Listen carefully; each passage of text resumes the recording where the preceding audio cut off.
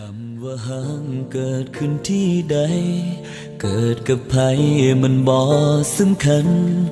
มันจะอยู่ตรงนั้นบ่หายตามกาลเว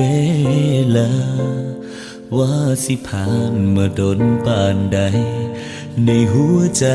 บ่เคยร่างรายังจดจำทุกถ้อยวาจาที่เฮาเว้าต่อกัน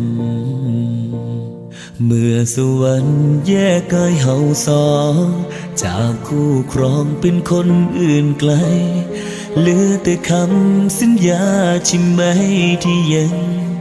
คงอยู่แม้นว่าเจ้าสิเกิดเป็นยัง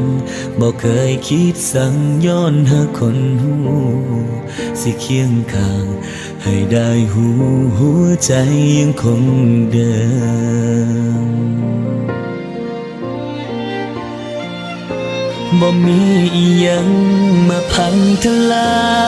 ยความมั่งเอาสองลงได้แม่นดินสลายยังมั่นคงคือจังตอนเริ่มฮักที่แลกด้วยแหกกดฟ้าถึงมีน้ำตาเข้ามาแต่งเติมความปวดร้าวสิเข้ามาเสริมบ่เคยคิดยาก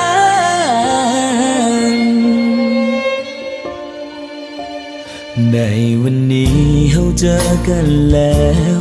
ยังบอกแล้วจำต้องจากลา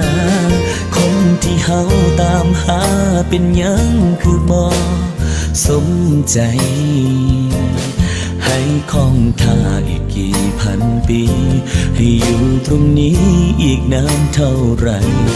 ขอเพียงแค่เธอจำฉันได้ชาติไหนก็รอเธอ